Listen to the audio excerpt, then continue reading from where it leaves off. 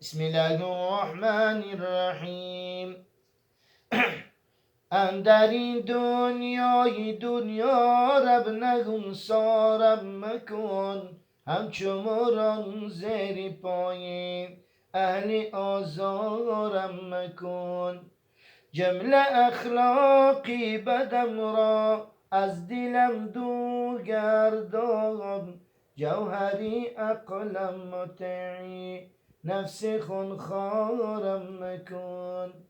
از مشقت های و از دامم خلاصیم ببخش، عاجزم من هم ضعیفم حبس بسیارم مکن.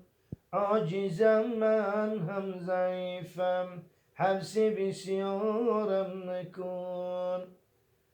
این زبان گوهر فشان کن در ثنای مدح خود، مدح اعوان کفر و نیگوی قوم فجارم مکن.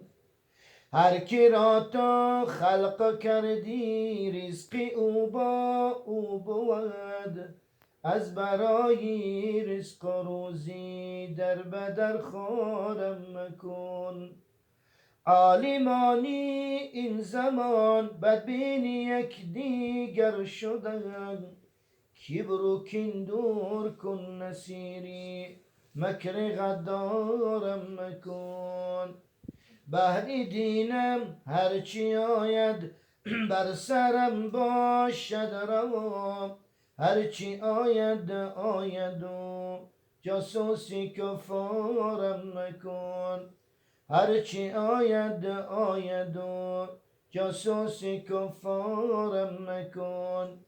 حاجی عاصی خود را جرم غایش در گذر، فضل خود بینگر نظر و سوی کردارم مکن.